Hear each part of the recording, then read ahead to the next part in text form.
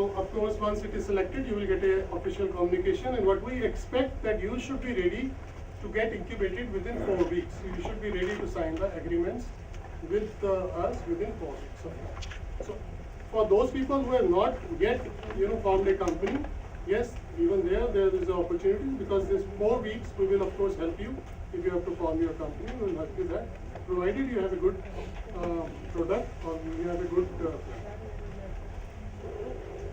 So these are the industry vertical. Broadly, we identified 6 mass consumption products.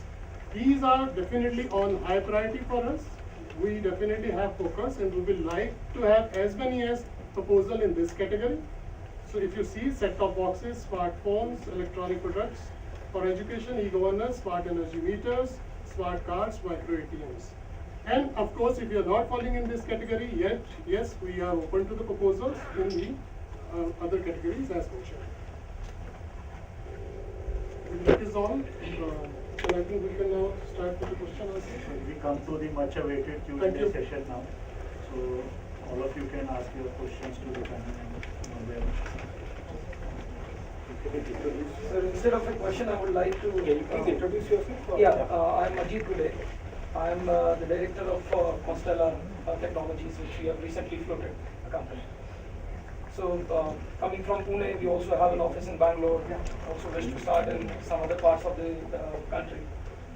The basic thing or the challenge that an entrepreneur faces is location, relocation. One is that you have an idea, you incubate it in your house, you start to develop that, you find people who can work with you, like-minded people who can come and work with you. And then there is an offer given by either the state government or some other officials that you probably come to our premises, you start up over here, and we'll give you all the facilities together. Now the ground reality is that earlier it was on ground. Now we moved from ground to cloud. Now incubation centers that we talk about, there are facilities in Pune as well that CSIR is making it available, or probably the meteorological department is also making available those spaces where an idea and incubation can come together, and people can avail the benefit of the space that they are getting allotted over there.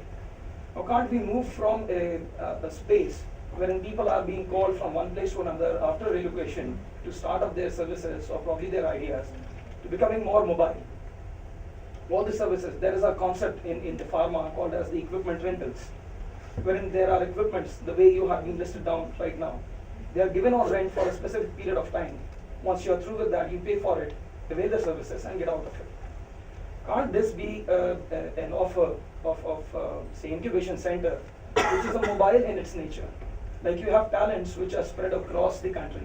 You never know whether somebody is in Bhubaneswar or probably somebody is in Kerala in some remote place, but has an excellent technology or an excellent thought which can become a disruptive technology tomorrow. So can't this be carried in a mobile way, and then the whole lot of funding or probably mentoring, wherein webinars and other things can be provided, and probably you nurture the talents in the place where the talents are residing, rather than bringing them to a place, relocating and forming another culture wherein again you are putting up a stress on a city rather than you nurturing the talent over there only.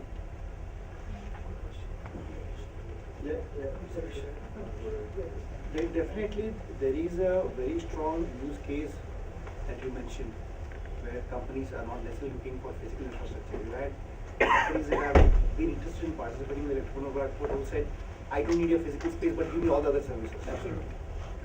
Very valid. The concept as it has been built today is more geared towards people who are also looking for physical space and the add-on facilities that come along. But you have a very valid point. Do we support today a concept, the Electropreneur Park requires a physical presence in the Electropreneur Park? The point is fully valid.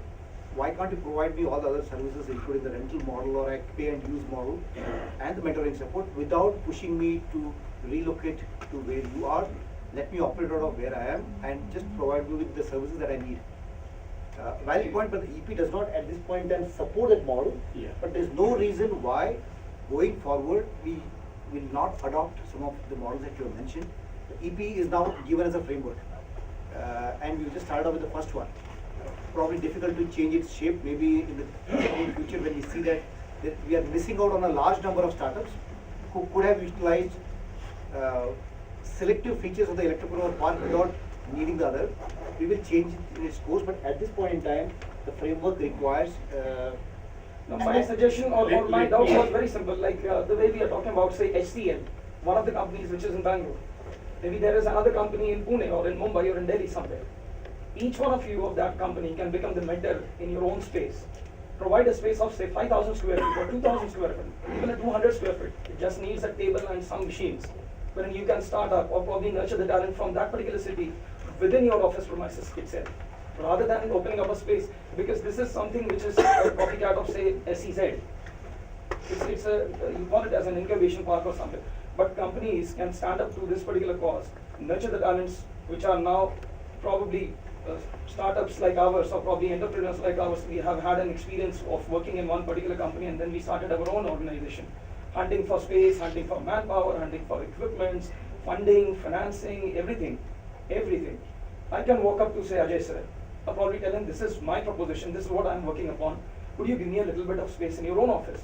So then your incubation park becomes more mobile, more widespread, an idea which can be copy-pasted and can be multiplied by others. So, you know, see, there are certain areas where, and in fact, there are a number of virtual incubators that are already existing. You know, when you start talking about mobile apps, when you start talking about software development, there are a number of virtual incubators which are there.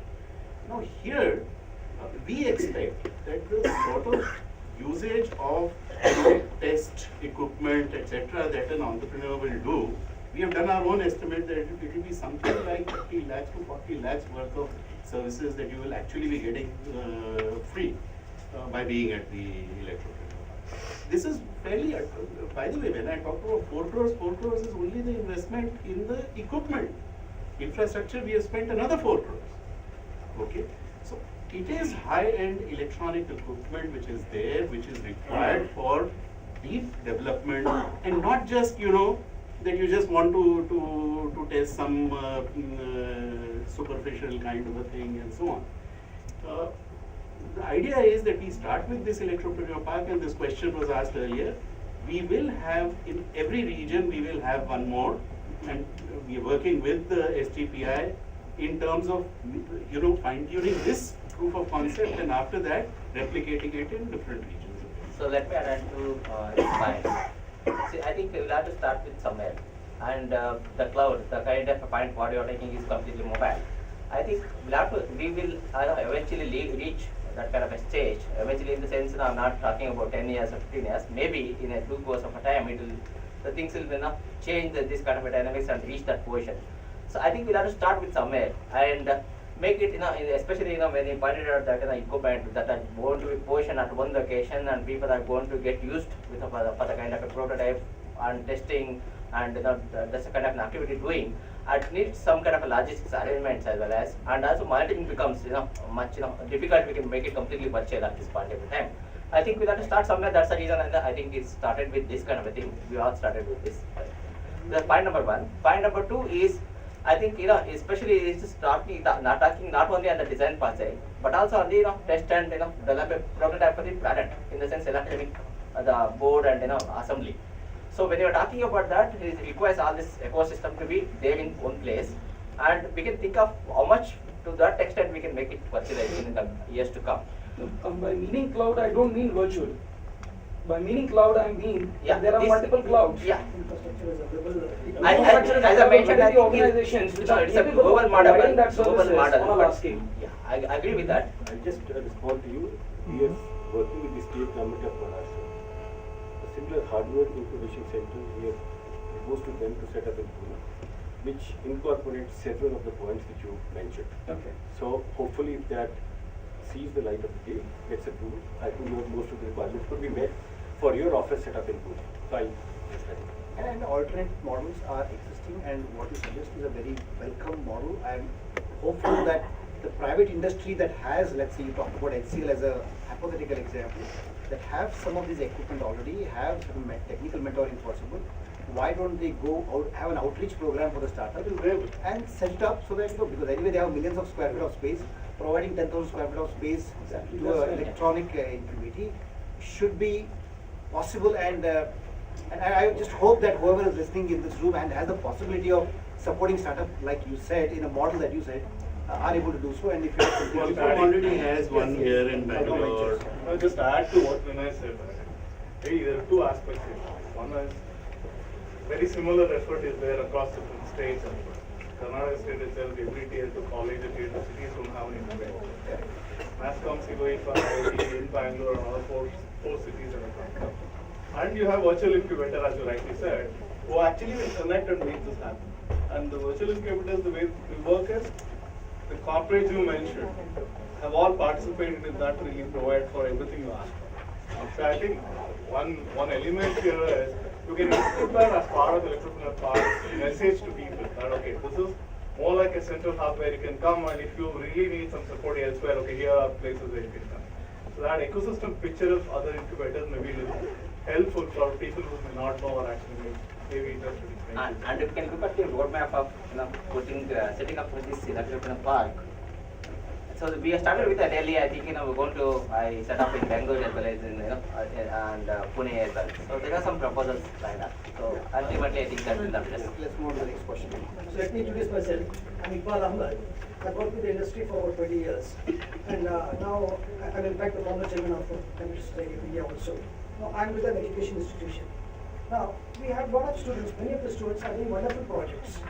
Wonderful projects. Now we have one of the team which has done on 3D printers, in robotics in various areas, UAVs and all these things, drones, all these things. Now, the students are at a loss.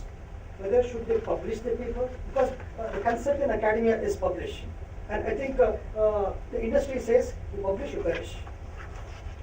Okay, so I think, yes. You publish, but keep your trade secrets with you. Yes. We are not against publishing. Yeah. I come from the industry, so we Yeah. want people to publish. Correct. Don't publish your trade secrets. Trade secrets, yes. So what happens is, normally academia people tend to publish the trade secrets also. So they lose their right to patent. So that's That one should be thing. corrected, you know. That I mean, should your be- secret source is your secret Right. source. That is where, as an educator, you need to help us Yes. So, train the students. let me complete the thing. Now, the students are at a loss to know, should they patent the product first, initial patent should they go for, or should they build a prototype, one thing. Now, funding, if it's a venture capital funding, like you said, I think one of the speakers said, but venture capitalists are there for short-term gains. Okay, what is the other funding agencies that they can approach? Okay, so I think a lot of do's and don'ts for the startups. I think there is no dearth of talent among the student community. I think they need to be educated. How ISA, STP and other agencies can educate the students on this. I think that would help us, I think, having many more startups. I think one of the unique features which probably Sanjeev mentioned about that is, we want to get the students involved in this incubation activity.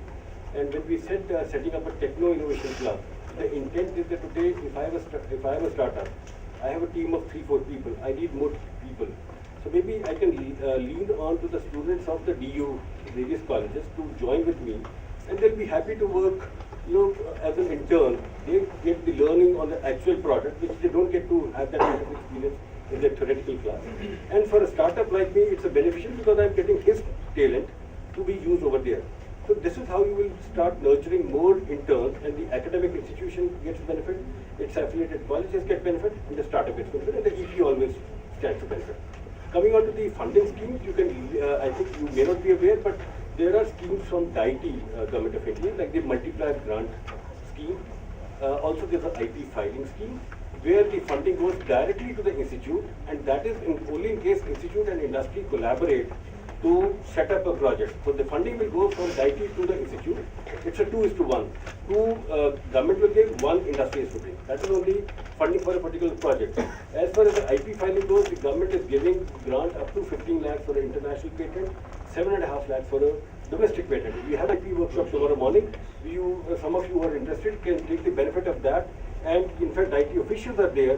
They can help you if you are in the final stages of submitting an IP application. And you have some issues over there, you can take the help and submit the application to get the funding support. They are happy to help you out and extend the funding. But your point is taken.